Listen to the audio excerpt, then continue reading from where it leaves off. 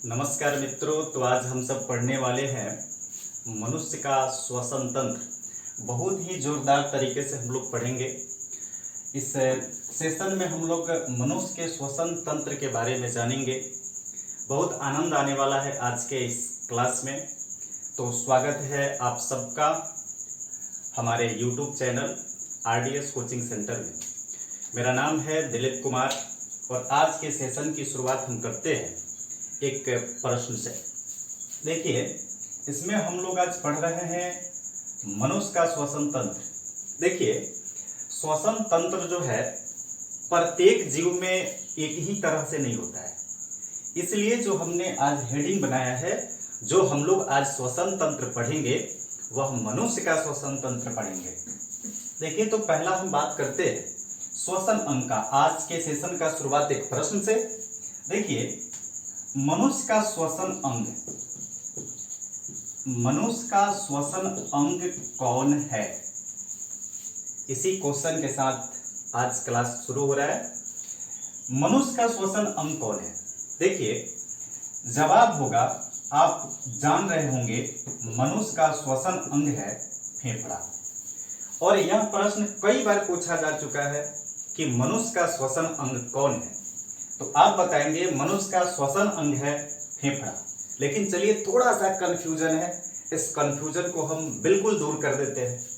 देखिए, अगर हम बात करें श्वसन अंग का, अगर हम बात करें श्वसन अंग का, तो आप बताइए, श्वसन अंग में आता है नाक, फिर इसमें आता है श्वास नली, और फिर इसमें है फेफड़ा, और इसी में भी ग्रसनी को भी शामिल किया जाता है श्वसन अंग में।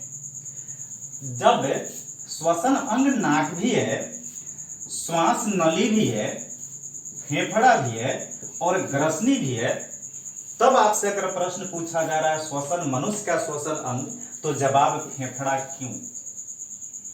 थोड़ा सा कंफ्यूजन भरा क्वेश्चन है। देखिए, अगर आपसे पूछा जाए कि नाक एक श्वसन अंग है कि नहीं, तो नाक एक श्वसन अंग है।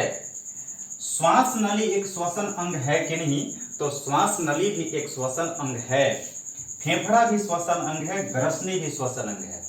लेकिन अगर आपसे पूछा जाए श्वसन अंग जिसमें कहीं अगर प्रमुख लिख दे कि मनुष्य का प्रमुख श्वसन अंग कौन है, तब तो आप निश्चित रूप से फेफड़ा देंगे। लेकिन कहीं आपसे प्रश्न ऐसा पूछ रहा हो कि श्वास नली श्वसन अंग है कि नहीं, तो कहना है।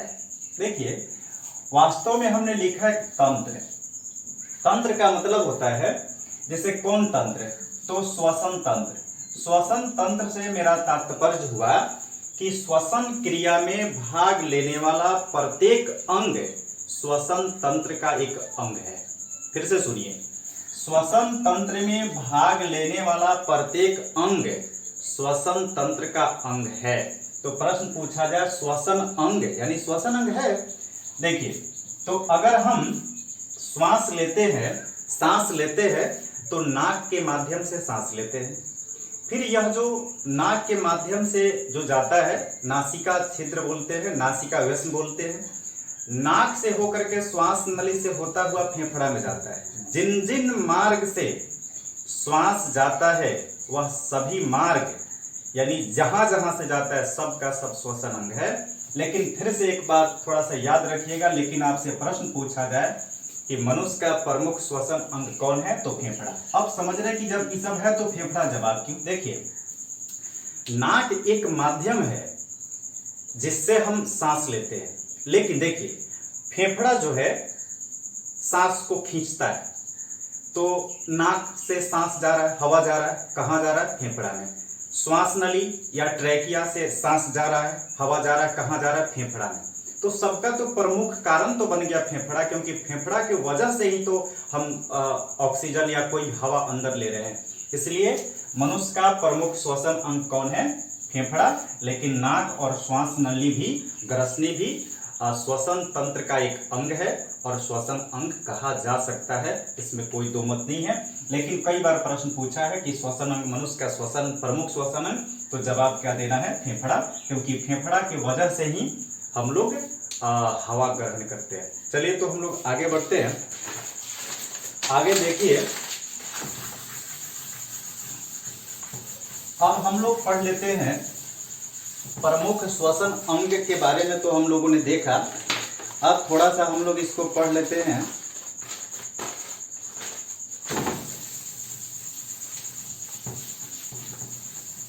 चलिए अब ध्यान देना है,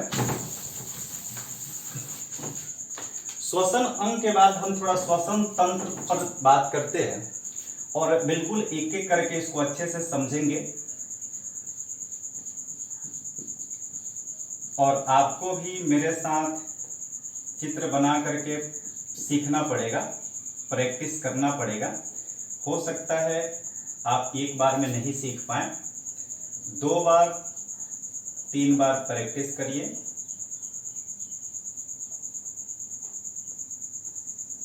नाक थोड़ा बड़ा हो रहा था, नाक को हमने थोड़ा सा, ये जो हो गया मुख हो गया। इस तरह से आपको चित्र बनाना है, ये आपको सीखना पड़ेगा। देखिए यहां से हम चालू करते हैं। ये नाक है और यह मुख है, इस पर हमने तीर लगा करके लिख दिया मुख, मुख या मुंह या मुख गुहा। यहां पर यह जो है इसको हम लोग बोलते हैं नासिका वेश्म। वह लिख रहे हैं, यहां तक दिख रहा है,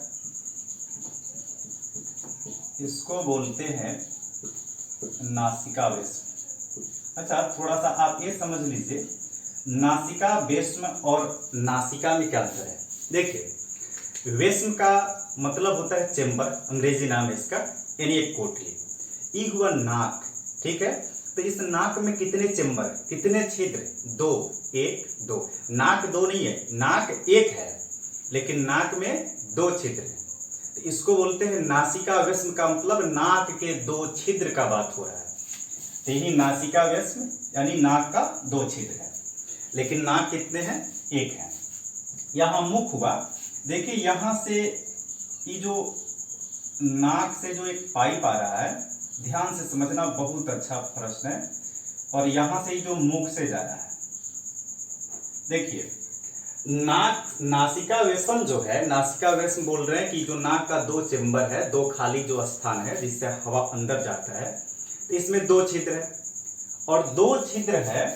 तो दोनों से ये जो जा रहा है, तो पहले ये दोनों नाक के छिद्र से एक बीच में जो है, जो नाक को 2 पार्ट में बांटता है, उसको बोलते हैं नासिका पट या नासिका पट। ये जो यहाँ पर, जैसे यहाँ चित्र बना के हम दिखा रहे हैं, ये जो देखिए, ये जो नाक का चित्र हुआ, ये देखिए, तो नाक से यहाँ पर ये जो वाला पार्ट हो गया, ये तो पहला नाक का चेंबर, ये नाक का दूसरा चेंबर, लेकिन दोनों का ये जो पार्ट है, जो 2 छिद्र को अलग अलग कर रहा है, इसको नासिका, नासा पटिका बोलते हैं। नासा पटिका याद रखिएगा। इसको मैं उतना ज्यादा लिखूंगा तो फिर दिक्कत हो जाएगा, इसलिए समझते चलिएगा।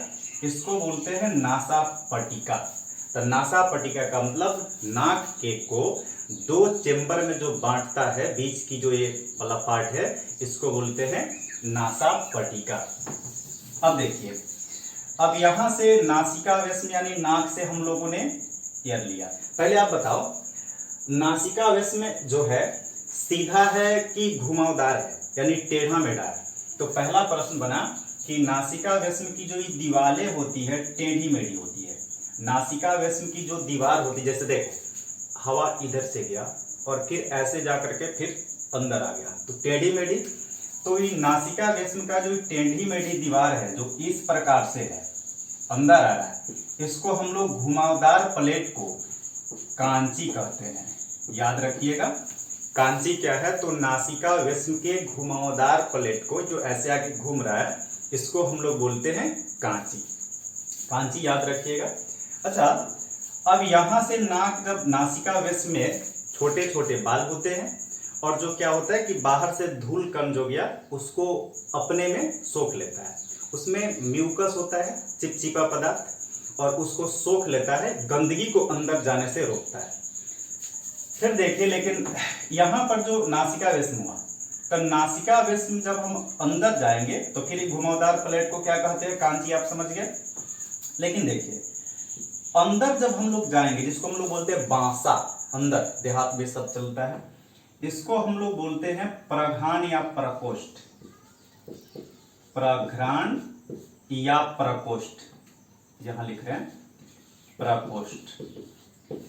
ये देखिए, यहां नासिका वेश्म जब अंदर जाएगा तो प्रघ्राण या प्रकोष्ठ बोलते हैं, और इसी के आगे ऊपर के तरफ छोटा सा ये होता है घ्राण क्षेत्र। की इंपॉर्टेंट बात है, इसको आप याद रखिएगा, घ्राण क्षेत्र, इधर लिख रहे हैं घ्राण क्षेत्र।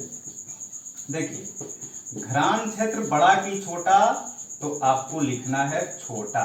छोटा का मतलब क्या है, देखिए, निम्न स्तनधारियों की तुलना में मनुष्यों का घ्राण क्षेत्र छोटा होता है।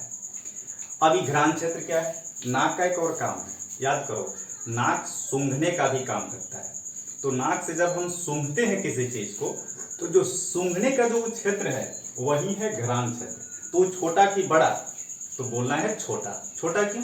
अच्छा, अब एक बात बताओ, चींटी और मनुष्यों में किसमें सूंघने की क्षमता अधिक होती है, चींटी में या मनुष्य में?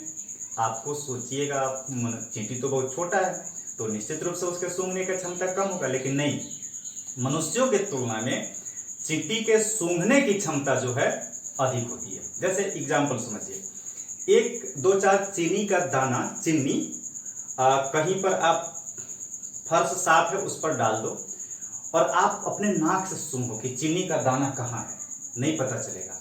लेकिन कुछ समय बाद, लगभग 2-4-5 मिनट के बाद, एक चींटी उसको सूंघते सूंघते वहां पर पहुंच जाएगी। क्या समझे इस बात से?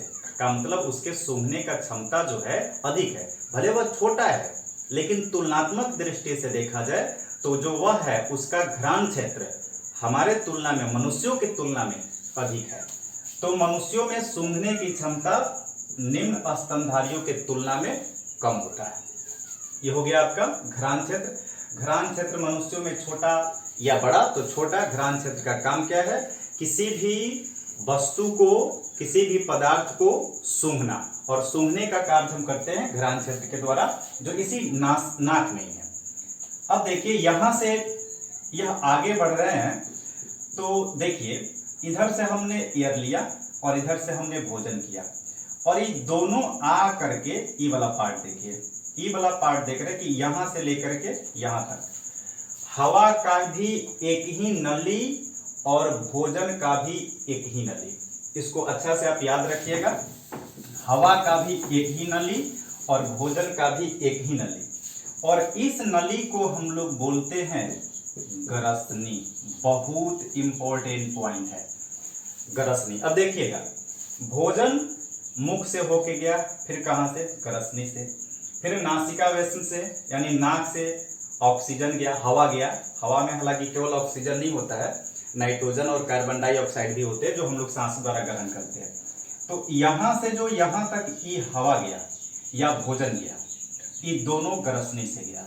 एक प्रश्न बनता है कि पाचन तंत्र और फिर श्वसन तंत्र में कौन ऐसा अंग है जो दोनों में शामिल है? तो आप कहेंगे ग्रसनी एक ऐसा अंग है जो पाचन तंत्र का भी एक अंग है और श्वसन तंत्र का भी एक अंग है। बहुत अच्छा प्रश्न है। देखिए, अब यहां से जो हम लोग आते हैं तो इस वाला पार्ट को पूछा जाएगा ग्रसनी क्या है, तो श्वसन तंत्र और पाचन तंत्र दोनों का एक अंग है, और वो क्या है, ग्रसनी। तो ग्रसनी से पूछा जाए, ग्रसनी से हवा जाता है या भोजन जाता है? तो हवा भी जाता है और भोजन भी जाता है, क्योंकि वह पाचन तंत्र का भी एक अंग है और श्वसन तंत्र का भी एक अंग है। अब देखिए, तो यहां से एक ग्रसनी हो गया, और ग्रसनी जैसे आगे बढ़ते हैं तो इसी पर एक होता है स्वर यंत्र, इसी पर होता है स्वर यंत्र, या इसको बोलते हैं लैरिंग्स। ये हो गया फायरिंग्स, ये हो गया लैरिंग्स। इसको वॉइस बॉक्स भी बोलते हैं। यहाँ होता है, इसको दबा दीजिएगा, आवाज नहीं निकलेगा, थोड़ा सा आवाज भारी हो जाता है। तो यहां पर जो ये है इसको हम लोग बोलते हैं स्वर यंत्र। ऊपर क्या हो गया, ग्रसनी, यहां पर क्या हो गया आपका नासिका व्यसन, जहां से नाक छिद्र, नासिका व्यसन का मतलब समझिएगा नाक का दोनों छेद, और यहाँ पर अंदर होता है घ्राण क्षेत्र, प्रघान या प्रकोष्ठ ऊपर होता है, उसके नीचे होता है घ्राण क्षेत्र, ऊपर का मतलब पीछे। अब यहां से ये देखिएगा, यहाँ पर ई वाला पार्ट हो गया, इसको बोलते हैं हम लोग स्वर यंत्र। लेकिन जैसे हम लोग आगे बढ़ते हैं तो यह जो पाइप है दो भागों में बट जाती है, ध्यान दीजिएगा, यह पाइप दो भागों में बट जाती है। ये देखिए दो भागों में बट गई। तो अब समझने की बात है कि यहां से अब हम इस पाइप को यहां पर ब्लॉक कर देते हैं। इस पाइप को हम लोग कहां पढ़ेंगे, इससे जाता है भोजन। अच्छा, जिस नली से हवा जाएगा वह श्वास नली, और जिस नली से भोजन जाएगा वह ग्रास नली। तो इस नली का नाम हो गया ग्रास नली, इस नली का नाम हो गया ग्रास नली। और इस नली का नाम हो गया, ये जो नली है इस नली का नाम हो गया, इससे क्या जा रहा है, हवा जा रहा है, तो ये हो गया श्वास नली। ध्यान दीजिएगा थोड़ा, जिससे श्वास हवा जाए श्वास नली, जिससे भोजन जाए ग्रास नली। अब अगर हम लोग पाचन तंत्र पढ़ते होते तो इस नली को बंद कर देते, और इस नली को यानी श्वास नली को बंद करके ग्रास नली को आगे ले जाते। किस तरह से आमाशय में जाता है, छोटी आंत, बड़ी आंत, मलाशय, उसको दिखाते। लेकिन अभी हम लोग चूंकि श्वसन तंत्र पढ़ रहे हैं, इसलिए ग्रास नली वाले पाइप को हम लोगों ने छोड़ दिया कि आप अगले पार्ट में देखेंगे, या पहले पढ़ चुके इसको। अब आगे किसको बढ़ा के चलेंगे हम, श्वास नली को। और ई वाला पार्ट जो आपका बना, आप ध्यान दीजिएगा। अब इसमें जो पाइप है ये जो आगे बढ़ता है, इसकी लंबाई, श्वास नली की जो लंबाई होती है वह 11 cm होता है। याद रखिएगा, श्वास नली या दूसरा नाम है इसका ट्रैकिया, और इसकी लंबाई कितनी, 11 cm लंबी होती है। और फिर इसकी मोटाई यानी व्यास कितना, तो 16 mm व्यास होता है इसका। किसका, तो ट्रैकिया या श्वास नली का, जिससे होकर के श्वास अंदर जाता है। अब देखिए, अब आप थोड़ा सा कंफ्यूज हो रहे होंगे, और आप निश्चित रूप से इस प्रश्न आपके दिमाग में आना चाहिए कि जब देखो हवा आ रहा है और रास्ता जब ऐसे खुला है, एक ही रास्ता से दोनों आ रहा है, तो हो सकता है कि हवा इधर चला जाए, तो श्वास नली के द्वारा जाएगा तो आगे फेफड़ा में, तब तो ठीक है। लेकिन हवा कहीं इधर चला जाए, हवा कहीं इसमें समा जाए, या अगर हम भोजन कर रहे हैं तो मुख से भोजन कर रहे हैं तो फिर ग्रसनी द्वारा आएगा, तो कहीं भोजन चला जाए इसमें, तब भोजन अगर श्वास नली में चला जाए तब क्या ऐसा होगा कि आप कहना नहीं होगा, हो सकता है भोजन भी श्वास नली में जा सकता है और हवा भी ग्रास नली में जा सकता है। तो फिर ये कंट्रोल कैसे होता है, ये जो शरीर है ना, ऑटोमेटिक मशीन है। ऑटोमेटिक मशीन क्यों है, थोड़ा सा हम आपको बताते हैं। चलिए थोड़ा सा इसको छोड़ करके एक बात समझिए कि शरीर ऑटोमेटिक क्यों है।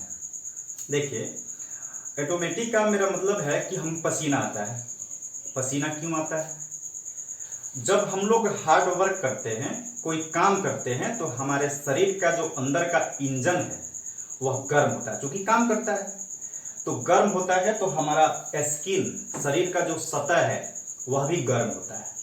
तो फिर शरीर के सतह को गर्म हो गया तो फिर क्या होगा, आदमी का तबीयत बिगड़ सकता है, इंजन खराब हो सकता है।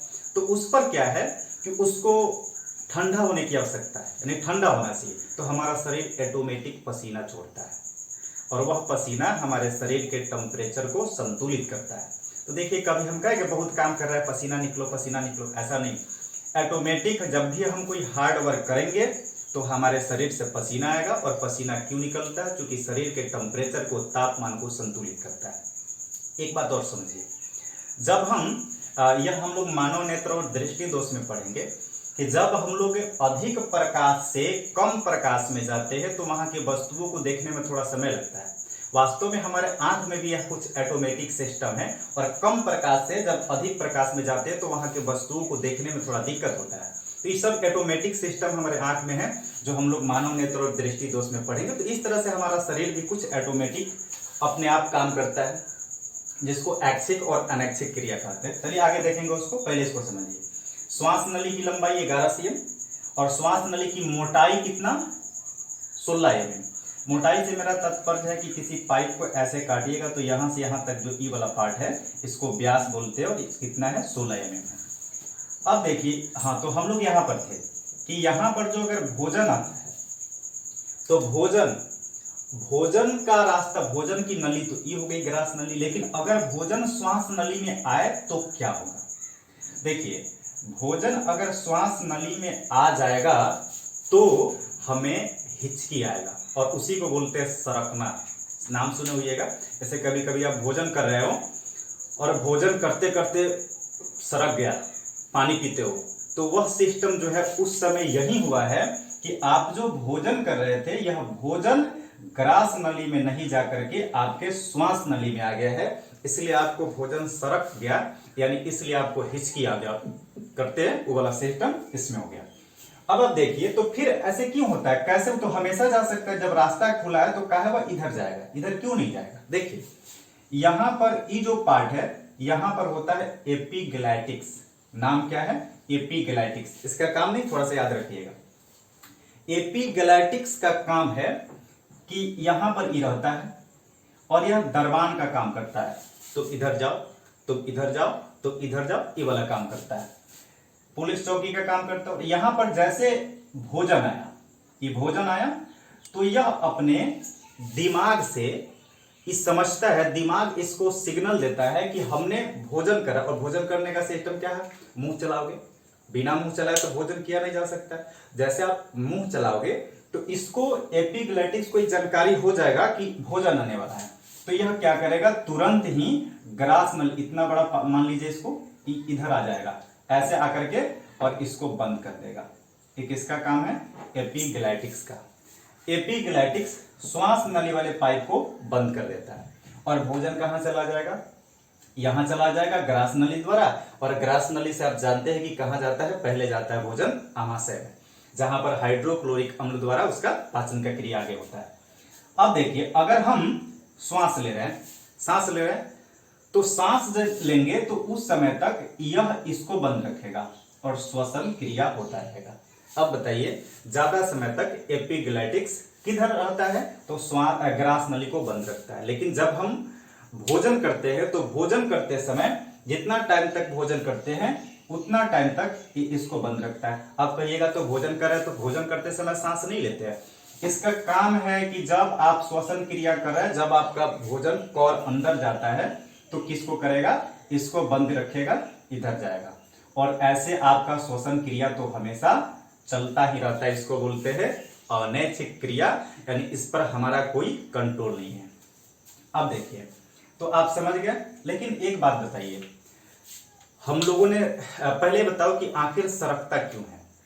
हम लोगों ने सुना है, आपने भी सुना होगा कि जब किसी को भोजन सरकता है तो कुछ लोग कहते हैं कि कोई आपको याद कर रहा है, और कोई आपको याद कर रहा है इसलिए भोजन सरकता है। लेकिन देखिए, इसके विपरीत है, कारण कुछ ना कुछ है लेकिन विपरीत है, समझिएगा थोड़ा। जब हम भोजन कर रहे होते हैं और भोजन करते समय हमारा दिमाग कहीं और खोया रहता है, यानी हम किसी बात की चिंता में हैं, हम किसी को याद कर रहे हैं, किसी कार्य के बारे में सोच रहे हैं, कोई प्लानिंग कर रहे हैं, कोई भी काम हो सकता है जिसके बारे में बड़ी गहनता से, बड़ी गहराई से सोच रहे हैं और भोजन कर रहे हैं। तो जब हम सोचते रहते हैं तो हमारा मस्तिष्क एपिग्लैटिक्स हमसे जानना चाहता है कि भोजन कर रहे हो या श्वास ले रहे हो। लेकिन कभी कभी भोजन कर रहे हो और बस एकदम कहीं सोच रहे हो, तो एपिग्लैटिक्स बेचैन हो जाता है कि क्या आ रहा है, मस्तिष्क हमें थोड़ा सा सूचना दो कि आने वाला क्या, हवा की भोजन आने वाला है, और हम तो बस कहीं और, हमारा दिमाग को कहीं और लगा दिए होते हैं। और इसलिए कभी कभी हम किसी कार्य में किसी को याद करते होते हैं, किसी कार्य के बारे में बड़ी गहनता से सोचते होते हैं, तो हमारा एपिग्लैटिक्स थोड़ा क्या होता है, बोलते हैं कि चकमा खा जाता है कि क्या है, इसको पता नहीं चलता है, और इसलिए इसको बंद करना चाहिए श्वास नली को, तो बंद कर देता है ग्रास नली को, और हमारा भोजन जो है इधर आ जाता है। और भोजन जैसे ही अंदर आएगा तो सरकेगा, क्योंकि ईयर वाला पार्ट है, गलत जगह पर आ गया तो क्या होगा, इस सरकेगा। और इसलिए हम लोग कहते हैं लेकिन बस थोड़ा सा उल्टा हम लोग कहते हैं कि कोई याद कर रहा है इसलिए सरका, लेकिन वास्तव में होता है कि हम किसी को याद करते होते हैं, हम किसी कार्य के बारे में सोचते होते हैं, इसलिए भोजन सरकता है। तो यह हो गया भोजन क्यों सरकता है इसके बारे में। और एपिगैलेटिक्स के द्वारा भोजन को भोजन के रास्ते पर और हवा को हवा के रास्ते पर उसको जाने दिया जाता है। अब इसकी लंबाई कितनी, 11 सीएम। अब देखिए यहां पर एक प्रश्न आ गया, अब इससे क्या जाएगा, हवा जाएगा, आगे जाकर के फेफड़ा में जाएगा। लेकिन इससे जब हवा जाएगा तो आप बताइए, हवा जाएगा, ये पाइप है, तो इससे हवा अंदर जाएगा तो फिर अंदर से बाहर भी तो आता है। हवा जो हम लोग नाक से ग्रहण करते हैं तो फेफड़ा तक जाता है और फिर कार्बन डाइऑक्साइड वाला जो हवा है वो तो फिर बाहर भी आता है। तो उसमें देखिए एक दिक्कत होती है, इस पाइप में एक दिक्कत होगी, समझिए कि वो दिक्कत क्या है। देखिए हम इस तरह से एक कागज लेकर के आपको हम बता रहे हैं कि क्या दिक्कत होती है। देखिए मान लेते हैं कि यह 11 सीएम लंबी ट्रैकिया है, 11 सीएम आप देख पा रहे होंगे, 11 सीएम लंबी यह ट्रैकिया है। इससे जो है यहां पर ये वाली पार्ट है, देखिए इससे हवा हम अंदर जा रहा है, फेफड़ा में हवा जा रहा है ऐसा मानिए। अभी तक पाइप ठीक है, लेकिन अब अंदर से बाहर निकल रहा है, यानी बाहर निकल रहा है हवा। तो देखिएगा आप देख पा रहे होंगे ये पूरा फूला हुआ पाइप है, लेकिन जैसे आप देखिए क्या हो जाएगा, सिकुड़ जाएगा। ये पाइप जो है आपको दिखना चाहिए, आप खुद से प्रैक्टिस करके देखिएगा। इस तरह के एक पेज को इस तरह से मोड़ करके एक पाइप बना लीजिएगा, इस तरह से मोड़ करके एक पाइप बनाइएगा और हाथ को थोड़ा सा यहाँ पर रखिएगा, क्योंकि इधर से पार्ट खुला थोड़ी, पार्ट तो जाकर के फेफड़ा में समाया है, इसलिए इसको बिल्कुल स्वतंत्र नहीं छोड़ना, यहाँ पर हाथ थोड़ा सा रखना, माना कि फेफड़ा बना करके इसको, और इसको आप फूंकिएगा तो ये क्या रहेगा, पाइप खुलेगा, यानी ऐसे ही रहेगा। लेकिन इसको हाथ यहाँ पे रख करके इसको खींचिएगा तो देखिएगा कि पाइप क्या होगा, पिचक जाएगा। तो फिर ऐसा तो यहाँ पर भी होगा, अब समझिए ऐसा यहाँ पर भी तो होगा कि जब इधर से हम नाक से अंदर सांस जाएगा तो फेफड़ा में चला जाएगा, लेकिन फेफड़ा से जैसे हवा बाहर निकलेगा तो पाइप पिचक जाएगा। तब पाइप पिचक जाएगा, इसलिए इस पर एक बल्ले लगा होता है, इस प्रकार से एक बल्ले लगा होता है। अब देखिए, अब बात आ गया बल्ले का मतलब क्या हुआ। देखिए अगर ये जो पाइप है, इस पर हम चारों तरह से कठोर आवरण बना दे, अगर यह पाइप थोड़ा सा कठोर रहे तब तो नहीं पिचकेगा, कठोर। तो इस पर जो है इससे बनता है यहां से लेकर के और यहां तक, यहां से लेकर के जैसे एक पाइप है, तो पाइप है तो चारों तरफ से घुमा हुआ नहीं, अर्ध सी के आकार का इसको इस तरह से पकड़े रहता है। कठोर या हो गया, उपा अस्थि का ही कठोर होता है जो पाइप को पिचकने नहीं देता है। अब आपसे पूछा जाएगा यहां पर जो ट्रैकिया होता है, उस ट्रैकिया श्वास नली इसका नाम है, इस ट्रैकिया में उपा अस्थि के अर्ध बल्ले, और आपसे पूछा जाएगा कि श्वास नली में उसको पिचकने से रोकने के लिए जो बल्ले लगा होता है वह बल्ले अर्ध होता है कि पूर्ण होता है। तो आप याद रखिएगा वह बल्ले अर्ध होता है, अर्ध का मतलब आधा। यहां से इधर से इसी तरह रहेगा, लेकिन इधर से जो रहेगा थोड़ा सा कठोर उपास्थि का अर्ध बल्ले लगा होता है। क्यों लगा होता है, क्योंकि पाइप पिचके नहीं तो हवा तो अंदर चला जाएगा, लेकिन अंदर से हवा जब बाहर आना होगा तो पाइप पिचक जाएगा। और जानते हैं कि श्वसन कितना आवश्यक है, बस हो जाएगा राम नाम सत्य है। चलिए तो आगे देखिए। तो प्रश्न यहाँ पर आप जानिएगा कि ट्रैकिया पर अर्ध बल्ले का और उपास्थि का अर्ध बल्ले लगा होता है। क्यों लगा होता है, क्योंकि यह पाइप पिचके नहीं। लेकिन जैसे हम लोग आगे बढ़ते हैं तो उस समय होता क्या है कि यह पाइप जो है दो भागों में बंट जाता है। ध्यान से समझिएगा, ये पाइप जो है अब दो भागों में बंट गया। और देखिए ये जो अर्ध बल्ले है, यह इस पर भी होता है, दो भागों में बंट गया तो इस पर भी रहेगा, नहीं तो यहां नहीं पिचक, यहां पिचक जाएगा। अब देखिए जब यह अकेला ही पाइप आ रहा था, इसका नाम था श्वास नली या ट्रैकिया, लेकिन जैसे ही दो भागों में बंट गया, ये देखिए दो भागों में यहां से पाइप बंट गया, तो दो भाग में बंट करके जब पाइप आगे बढ़ता है तो इसको हम लोग बोलते हैं श्वसनी।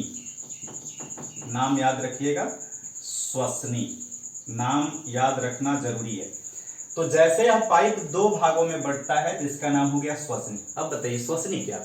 श्वास नलिका मतलब बहुवचन शब्द होता है श्वसनी। एक पाइप अगर इसको डबल कर रहा है तो इसका नाम है श्वसनी। तो यह कितने भागों में बट गया? दो भागों में ये पाइप बट गया, इसको हम लोग बोलते हैं श्वसनी। तो ये भी क्या है? इधर वाला पाइप श्वसनी। और यह श्वसनी आगे जब बढ़ेगा, इस श्वसनी आगे बढ़ेगा तो यहां से हमको मिल जाएगा फेफड़ा। ये थोड़ा फेफड़ा समझिएगा, यहां पर अब हमें मिलेगा फेफड़ा। यहां पर देख पा रहे हैं फेफड़ा, और देखिए फेफड़ा कुछ इस तरह से होता है, सेम के बीज के आकार का, सेम के बीज के आकार का ही होता है फेफड़ा। इस तरह से फेफड़ा कैसा होता है? तो यह होता है कितने फेफड़ा? दो। आकार मतलब तुलना करके बताइए कैसा होता है? तो सेम के बीज के तरफ का, इस तरह से कुछ होता है फेफड़ा। अब देखिए, अब ये अंदर समा गया, ये देखिए अंदर समा गया। अंदर जब समा गया तो यहां से जो होगा यह फिर अलग अलग फुटक जाएगा, ये फिर से अलग अलग चला जाएगा। ये देखिए इस तरह से ये पाइप जो है कई भागों में बट जाएगा। ये पाइप कई भागों में बट गया, ये भी इधर कई भागों में बट जाएगा, इस तरह से कई भागों में बट जाएगा। तो जब यह अलग अलग भागों में बट गया, जैसे एक पाइप आया अलग अलग भागों में बट गया, तो जैसे ई हो गया, इसको बोलते हैं श्वसनिका। श्वसनिका। अब ध्यान दीजिए, पाइप किस तरह से जा रहा है? नासिका व्यस्त, नासिका व्यस्त में आगे बढ़ा तो श्वास नली, श्वास नली आगे बढ़ा तो श्वसनी, और श्वसनी फिर आगे बढ़ा तो श्वसनिका। जैसे जैसे पार्ट अलग अलग होते जाएगा नाम उसका बदलते जाएगा। तो ये हो गया आपका श्वसनिका। अब देखिए, अब श्वसनिका जब आगे बढ़ा, ये वाला पाइप श्वसनिका था, तो इसके आगे इस प्रकार से गुच्छा के रूप में, इस प्रकार से एक गुच्छा के रूप में होता है, इस तरह से गुच्छा के रूप में होता है। और यहां पर भी क्या आ जाएगा? गुच्छा के रूप में हो जाएगा, ये हो जाएगा गुच्छा के रूप में। तो यह जो गुच्छा के रूप में है, यह जो एक गुच्छा है इसका नाम है वायु कोष्ठक। इसका नाम है वायु कोष्ठक वाहिनियां। वाहिनियां, इसको आप याद रखिएगा। ये हो गया, एक गुच्छा के रूप में जो हो गया उसका नाम है वायु कोष्ठक वाहिनियां।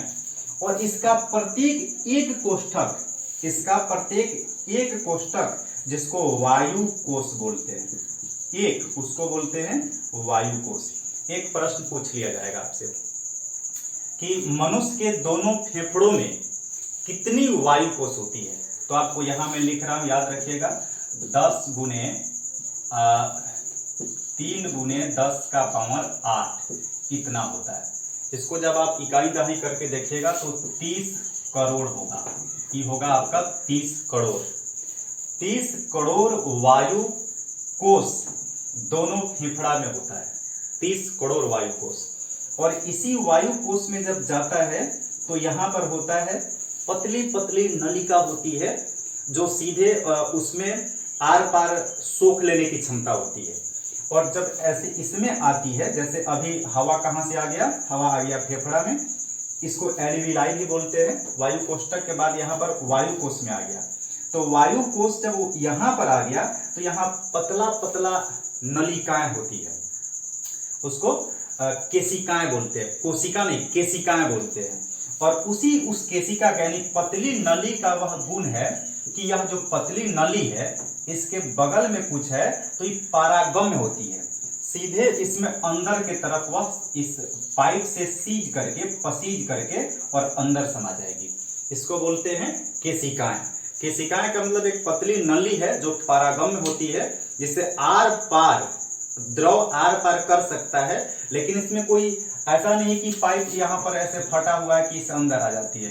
इस पाइप का ही गुण है, इसका लेयर इतना पतला है कि यहाँ पर पसीज करके अंदर जा सकता है। इसको ऐसे याद रखिएगा। तो यहाँ पर जैसे अंदर आ गया, तो अंदर अब आ गया तो यहीं पर रहेगी पतली पतली केशिकाएं, और उसमें रहता है रक्त। रक्त का मतलब खून, उसके अंदर रहता है रक्त, और उसी रक्त में हवा जाकर के ऑक्सीजन जाकर के मिल जाता है। उसी रक्त में ऑक्सीजन जाकर के मिल जाता है, और रक्त में मिलता है तो रक्त में होता है हीमोग्लोबिन। ये बात हमने पहले कुछ बताया है, हीमोग्लोबिन याद रखिएगा इसको। और रक्त के हीमोग्लोबिन में यानी यहाँ फेफड़ा में आकर के ऑक्सीजन मिल जाता है, और हीमोग्लोबिन यह रक्त जो मिल गया, और बीच का जो यह स्थान है, यह स्थान है हृदय का। हृदय एक पंप अंग है, दोनों फेफड़ों के बीच में हृदय होता है, और यह फेफड़ा से यह जो रक्त हवा जो मिल गया, जो रक्त में हवा मिल गया यानी हीमोग्लोबिन में जो हवा मिला वह कहाँ जाएगा? अब जाएगा फेफड़ा में। फेफड़ा में कैसा रक्त गया? शुद्ध रक्त। अब शुद्ध रक्त का क्या मतलब है? अगर रक्त में ऑक्सीजन मिला है उसे शुद्ध रक्त बोलेंगे, और अगर ऑक्सीजन में अगर रक्त में कार्बन डाइऑक्साइड मिला है तो उसको बोलेंगे अशुद्ध रक्त। तो अभी रक्त में कौन मिला? ऑक्सीजन आकर के मिल गया, और ऑक्सीजन सहित रक्त कहाँ गया? हृदय में, इसको बोलेंगे शुद्ध रक्त। अब शुद्ध रक्त हृदय अगले पार्ट में पढ़ेंगे कि हृदय में 4 वेस्म होते हैं, 4 चेम्बर होते हैं। जिस तरह से नाक में 2 वेस्म होते हैं, 2 चेम्बर, उस तरह से तो हृदय में जाता है, और हृदय पंप करता है, सिकुड़ता फैलता है, और वह पंप करके रक्त को पूरे शरीर में भेज देता है, और पूरे शरीर में जाता है तो रक्त किस तरह से अभिक्रिया करता है, क्रिया करके, और वहां पर ऊर्जा का निर्माण करता है। ये हमने पहले पार्ट में बताया है, पहला पार्ट जरूर देखिएगा। जबकि पार्ट आप देख रहे हैं श्वसन, तो श्वसन के पहले पार्ट में हमने बताया है कि फेफड़ा से जब प्रत्येक कोशिका में जब जाता है, यहाँ पर प्रत्येक कोशिका में जब हवा जाएगा तो किस तरह से ऊर्जा का निर्माण करता है, इसको हमने बताया है। और यहाँ पर जो है ये होता है डायफ्राम, इसको बोलते हैं डायफ्राम। और फिर डायफ्राम की मदद से ही यह सिकुड़ने फैलने का काम भी करता है, डायफ्राम भी करता है। यह स्पंजी होता है। रसगुल्ला देखे हैं, रसगुल्ला को ऐसे पिचकाइएगा, पूरा रस उसमें से गिर जाएगा। उसी तरह से मान के चलिए फेफड़ा होता है, और इस तरह से हम लोग श्वसन क्रिया का काम करते हैं। और जैसे फेफड़ा से हवा सहित रक्त हृदय में चला गया, अब यहाँ आगे की क्रिया क्या होती है इसको हम लोग पढ़ेंगे हृदय में। तो श्वसन तंत्र का कुल मिलाकर के लगभग इतना आपका कॉन्सेप्ट था। इसको आप देख लीजिएगा, इसके बाद कोई किताब से भी पढ़िएगा, आपको अच्छा से समझ में आएगा। तो उम्मीद करते हैं कि आपको इस समझ में आया होगा, और फिर से अभी लगातार कोशिश हो रही है कि इससे और अच्छा वीडियो हम बनाएं, और आप लोग का थोड़े से सपोर्ट की आवश्यकता है। और आप लोग जब लाइक और सब्सक्राइब करिएगा तो उसी से हमको एनर्जी मिलता है। तो आप लोगों से एक बार फिर से क्लास के अंत में आग्रह होगा कि आप लोग लाइक और शेयर सब्सक्राइब जरूर करें, उसी से हम सबको एनर्जी मिलता है। और हम चाह रहे हैं कि हमारा भी एक प्लेटफॉर्म बने, बस आप लोगों के थोड़े से सहयोग की आवश्यकता है। चलिए, तो इसी आशा और विश्वास के साथ आप सबको बहुत बहुत धन्यवाद। Thank you very much.